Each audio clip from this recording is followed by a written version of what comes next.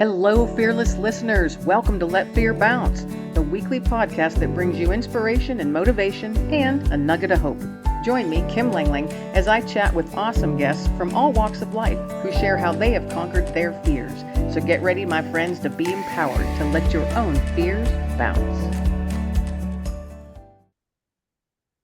Hello, everybody. Welcome to another episode of Let Fear Bounce. I am Kim Langling, your host, and I am so happy that you're deciding to spend just a small part of your day today with myself and my special guest, Brent Olson. Now, he's coming to us from a small farm in Big Stone County on the edge of the prairie in western Minnesota. But in his life as a working journalist, he's filed articles from 20 different countries on 6 different continents. And this has led him to want to change the world he lives in through his work as a county commissioner and to create a new world in his 2 new recent novels, Angr and Between the Helpless and the Darkness. And in this time of news and information tailored so everyone can hear only what they want to hear, he presents information that will leave everyone just a little bit unsettled. I love that. Leave folks just a little unsettled because we need to make people start thinking, don't we? Thinking more for themselves, don't we? Yes, we do. We do. So I love that. I love how you have that worded. So, Brent, welcome to Let Fear Bounce. So happy to have you here today. Well, thanks for having me. And I love talking to authors because as an author myself, I love hearing how everybody else came into that passion. You know, what made them want to write, why they write, what they write.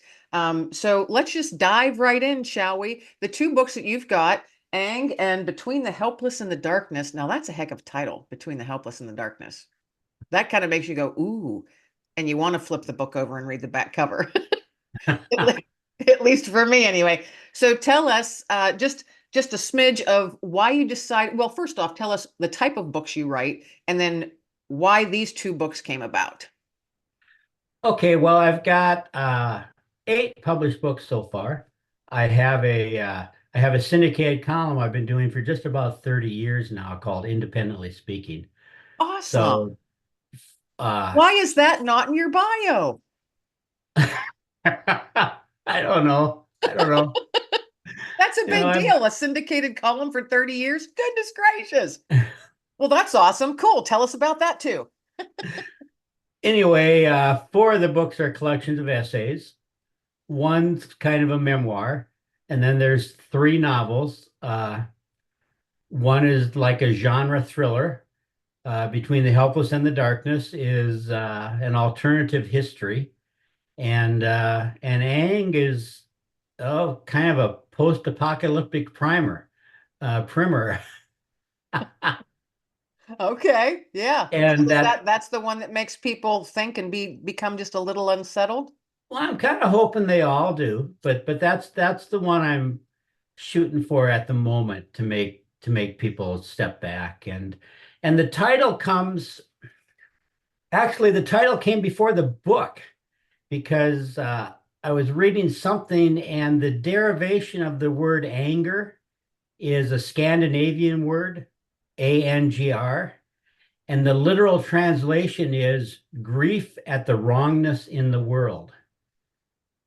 Isn't that Oh, sort of cool? So that is, sometimes when you're just yeah. really angry, the actual emotion is just you're just so sad at how the world is wrong.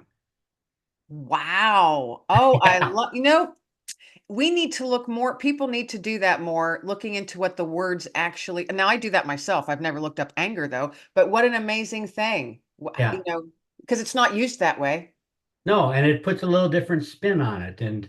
Yes, it And does. sometimes anger can be fully justified if you look at it from that perspective.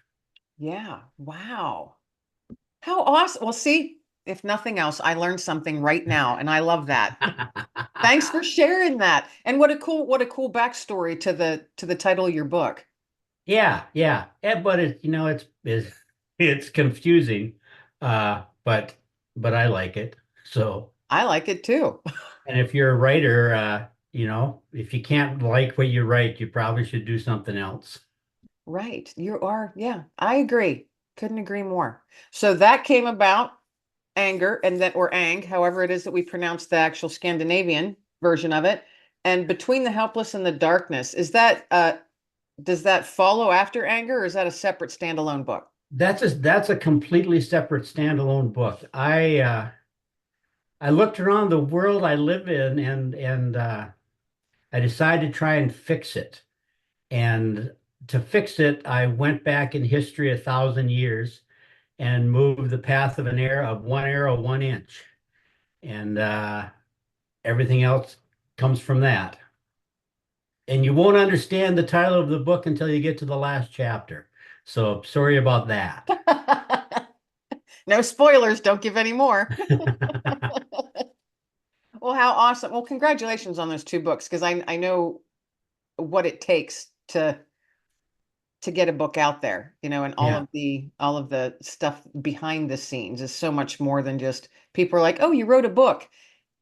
And in those few words, it just encompasses so much more. Yeah. Well, and writing is kind of the easiest part. Yeah, you're right. Yes. Yeah. There's a lot beforehand and a tremendous amount after Yeah. that you have to do. I think people don't quite realize, or maybe those who have written a book don't quite realize what they've stepped into, because then you have to become a salesperson, a marketer. You have to wear so many different hats, promote yourself. It's a lot. It's a lot of work. And you have to have a little bit of gumption, as my gram used to say. Have to have a little bit of gumption, so, to sell yourself, because that's not easy. And it's a different skill set. Yes, it I is. mean, Not as everybody other has it. authors said, my I spend my days locked in a little room with people I've invented, and then to actually go out and start doing all the shameless self-promotion you need to do. It is a heavy lift, baby. Yes, it is. Because then you're all like, oh, I have to talk to real people. Yeah, yeah. And tell them I'm swell, which Right. is, Tell them what a swell guy I am. That's right. Yeah, you're right. It's not easy. It's not easy. no. And you're right. It is a skill set. There's definitely a skill set. And I think a lot of times, I mean, you can learn it, sure. But I think a lot of times it's kind of those that are good at it are just, they're kind of born with it. Yeah, It's just yeah, something I that think you're right. they're more at ease. Like, I'm one of those people that I'll get in front of anybody and talk. I don't care. I think it's fun. And then I have friends that are literally stopped in their tracks. They have panic attacks and they cannot speak in public. Just can't do it. So it's interesting to see the difference in people. Yeah, see, I don't mind my family, I don't mind talking to people, talking in front of people, but my family teases me because if I'm at a network event, when I'm supposed to be schmoozing, I usually end up on the loading dock talking to the janitor or looking at the banquet server's pictures of her grandchildren. I just I'm the same way. I'm the yeah, same way. Yeah, I'm the same way. I like to get to know the people behind the scenes, yeah, yeah. because they're the ones, like, at those events, they're keeping the wheels turning, stuff like that. Yeah. And Well, I'm fascinated with the particularly Ang, I'm fascinated with what it takes to keep the wheels turning in this world we live in. And I don't know if it's ignorance or bliss, but most people really aren't aware of what it takes to keep the wheels turning. no, I agree. I think, and if folks did, they would have a little bit of angst. People don't want to know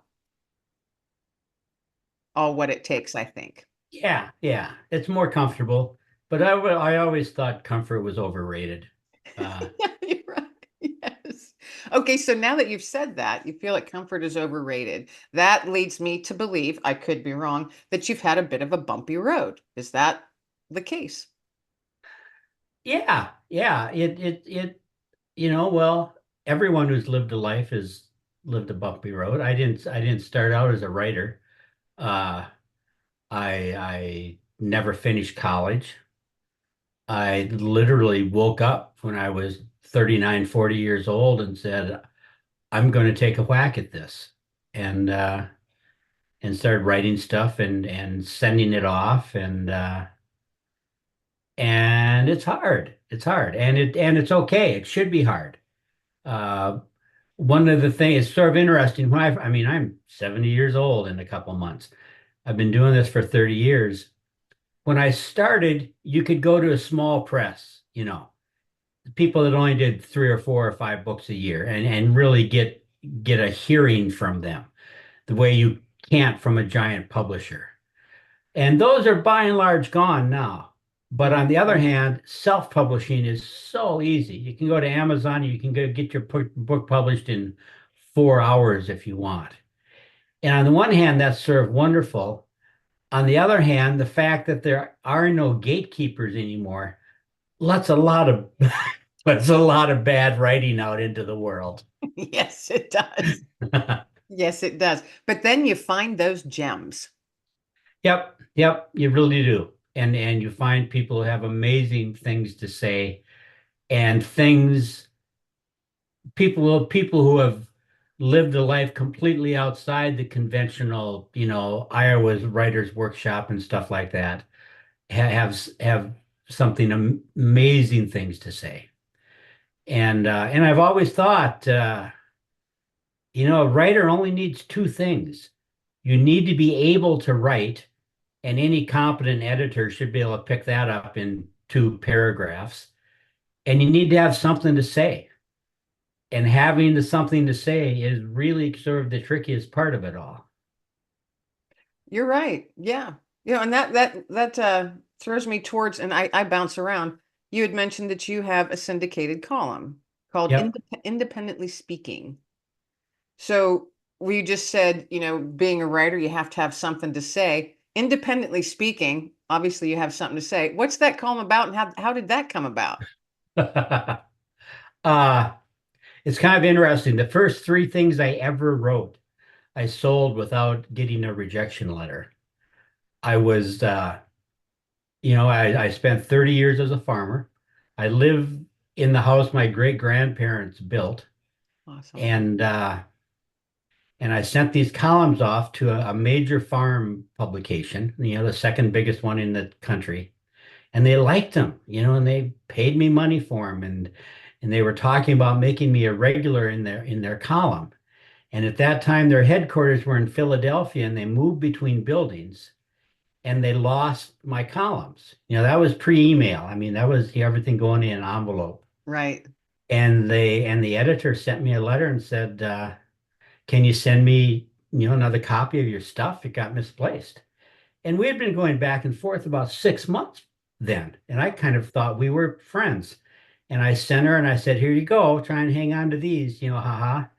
And she sent me a letter back and she said, "Not only do we not need these, we don't need anything you write ever again." Wow. Yeah, yeah. And and Well, she after she took after I that got wrong, didn't she? after I got to know people in the industry and I told them that story, they'd go, "Oh, yeah. Yeah, that sounds like something she'd do." But but I at that point, there was only one person on the planet who was willing to pay me money for writing, and now she hated me. Yeah. So Right. I didn't know what to do. So I went to our local newspaper publisher, and keep in mind, this is a town of 600 people. And I said, "Lois, you and I might be the only ones to know this, but I think I'm a writer." And I gave her a bunch of stuff I'd written, and she agreed to put it in the paper. And I wrote for her for a while. And then I sent a query letter to an outfit called DTN, which is a subscription service for agriculture, and said, "I'm a newspaper columnist." I didn't tell them that it was a newspaper in a town of 600 people. And I said, "And I'll write for you for free for 6 months. And at the end of 6 months, you'll like my stuff so much you'll want to start paying me for it." And after 3 months, the editor I was working with, a woman named Sherry Zagurski, sent me a letter and said, "Our fiscal year starts January 1st. Do we have to wait the whole 6 months, or can we start paying you, at the new year?" I was like, "Whatever's easiest, Sherry." Right. Whatever's easier. Yeah. Oh, what a cool story. And that's just what I was talking about a minute ago, where you have to sell yourself. And you simply said, I will write for free for you for 6 months. And after that, you're going to want to pay me because you're going to like my stuff. Yeah. Confidence with a capital C right there, sir. Well, confidence or blithe optimism or totally unself-aware. You can just sort of pick whichever description Yeah. you want there. Yeah. Yeah.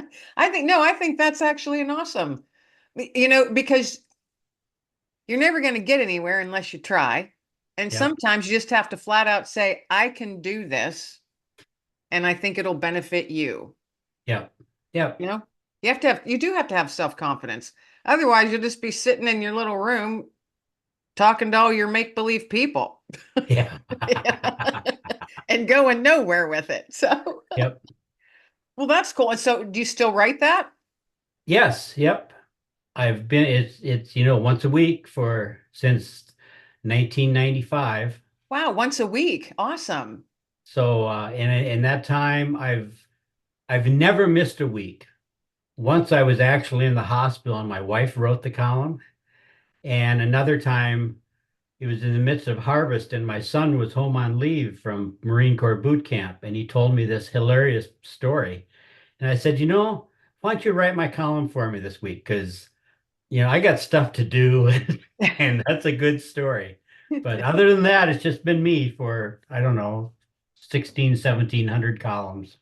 Wow, that's awesome though. That's awesome. Yeah, that's awesome. So what's the newspaper that's in? So if folks want to check it out, they can. If they want to, what I do is well, it's in a bunch of places, but Oh, oh yeah, what I do is syndicated. Sorry. I hang on to the copyright. So a few days after the people who pay for it get it, I put it up for free. I've got a Brent Olson Substack column, Oh, and okay. and then I put it up on Facebook, Independently Speaking Facebook page. Okay, awesome. And we'll make Because sure we'll make sure we have those links in the description so folks can go click on them and check it all out.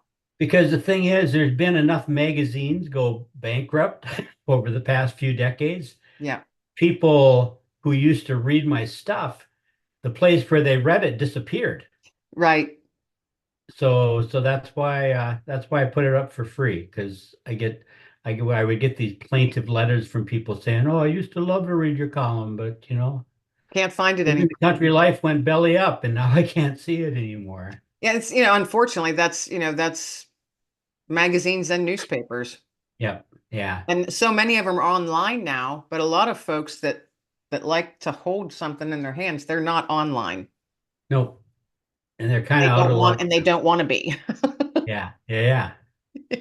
I personally prefer reading a magazine that I can hold it and a newspaper. I mean, I'll read stuff online, sure, but I'm one of those ones, just like with books. Now, do I read Kindle? I have a Kindle, absolutely.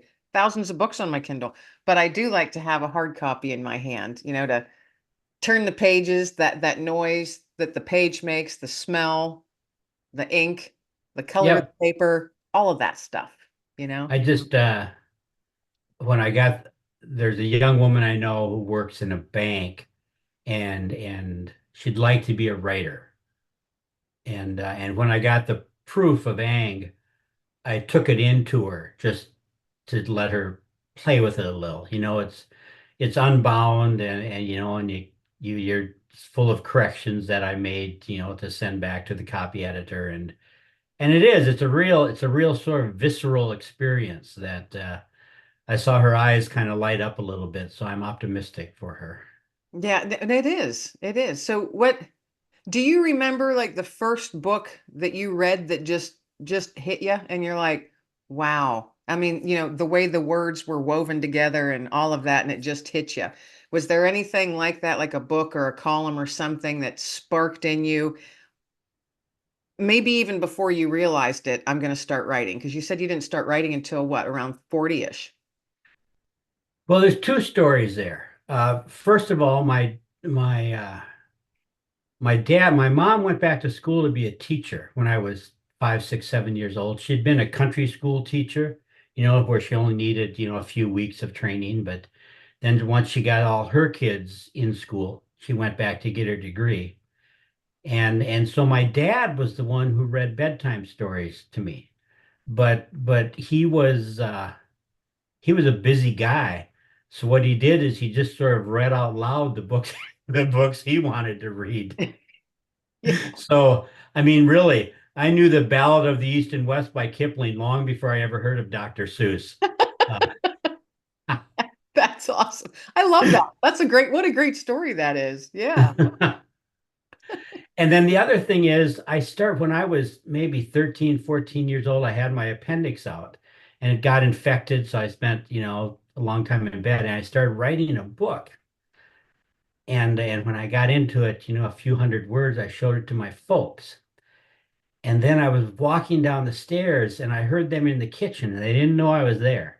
I heard them in the kitchen and they were, amused by it. I mean, and once I became a parent myself, I realized, you have kids, you know, you're going to talk to your spouse about them and make fun of them. Otherwise, it's the only way to maintain your sanity. And Right.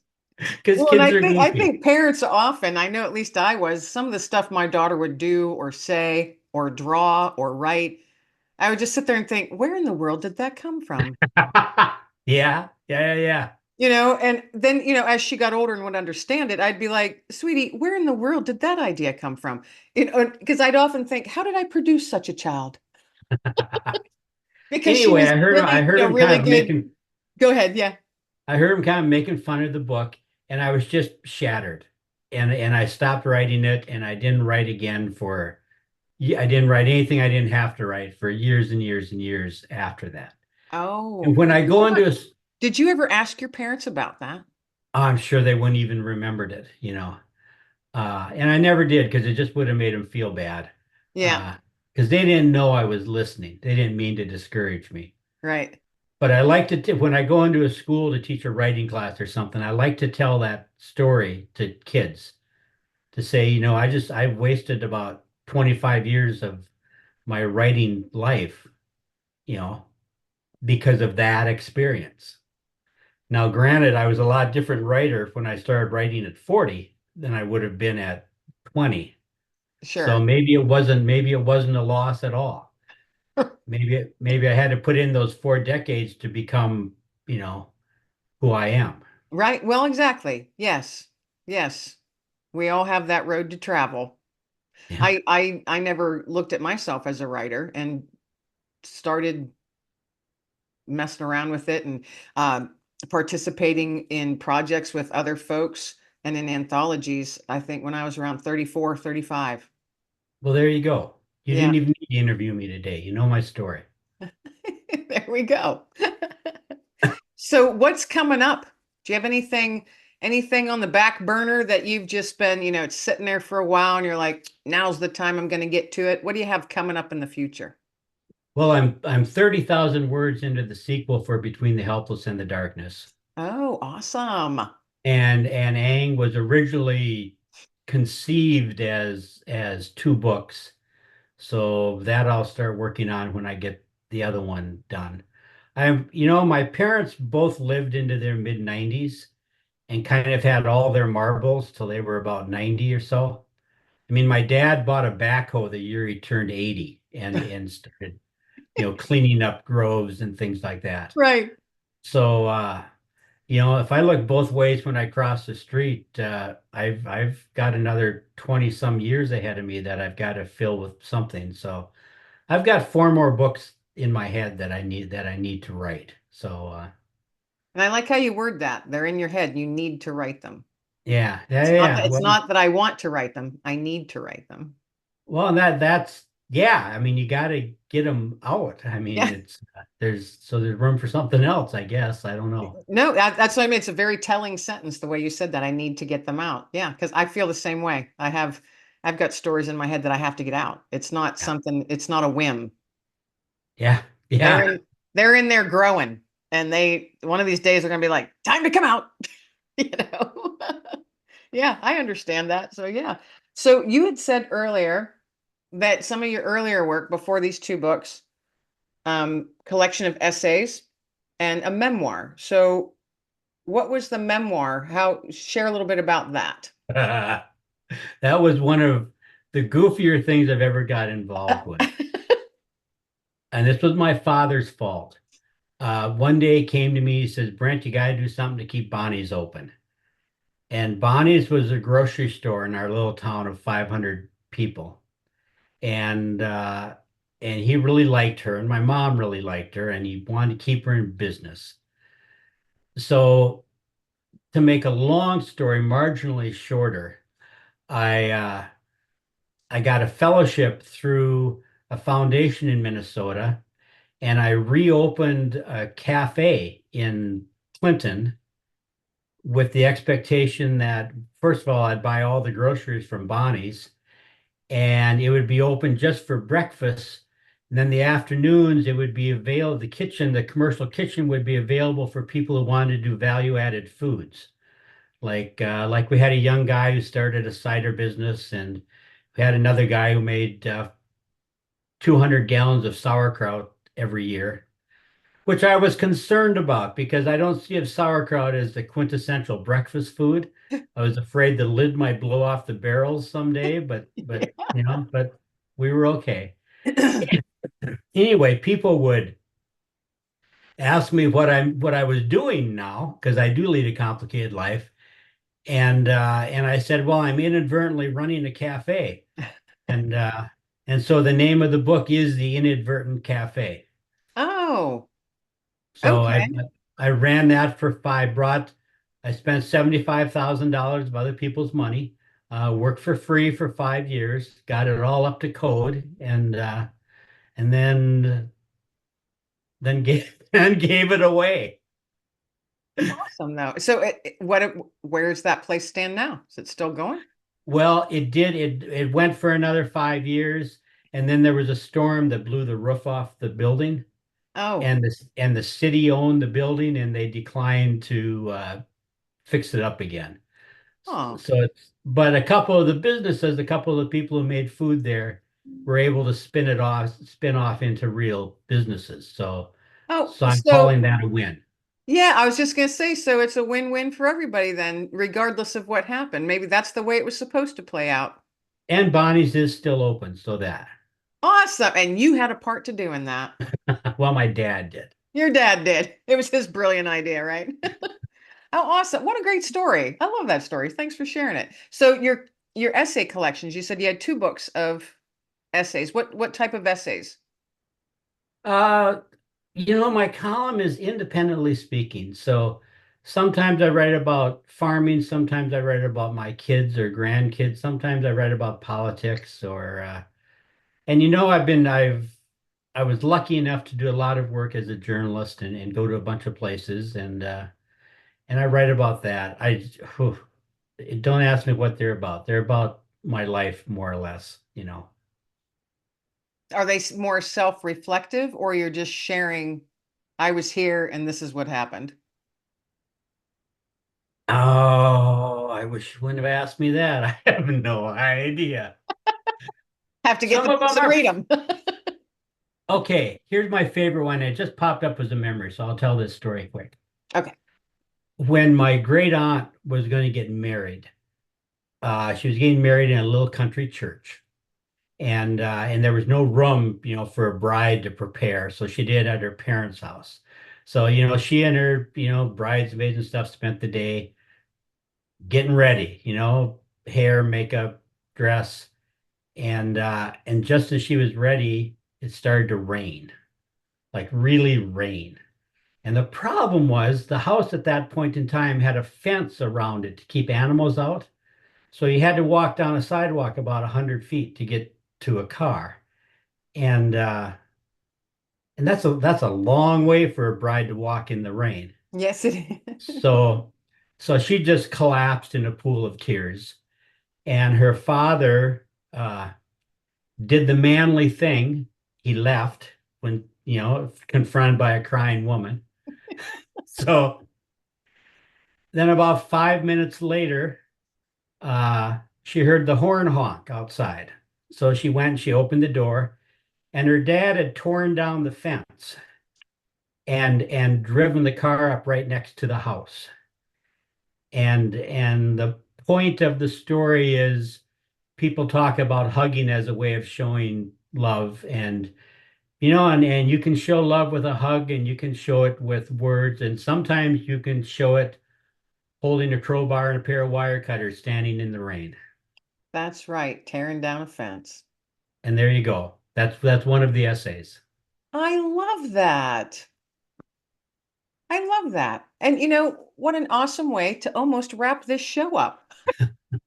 Thank you so much for sharing that story. That's a beautiful story. It gives me a great visual. I'm a very visual person. So when I can actually picture it, you told the story well. So I thank you for that. My pleasure. It's what I So do. as yeah, it's what I do. So as we get ready to wrap up, I ask all of my guests. So first, two things. First, please share with everybody where they can find all of your amazing books and all the stuff that you do and what you might be doing or coming up next. Where can folks find you at? Well, first of all the books are on Amazon. There's my publisher is called Kirkhouse, the Twin Cities. You do a search for Kirkhouse and Brent Olson, I'll show up everywhere.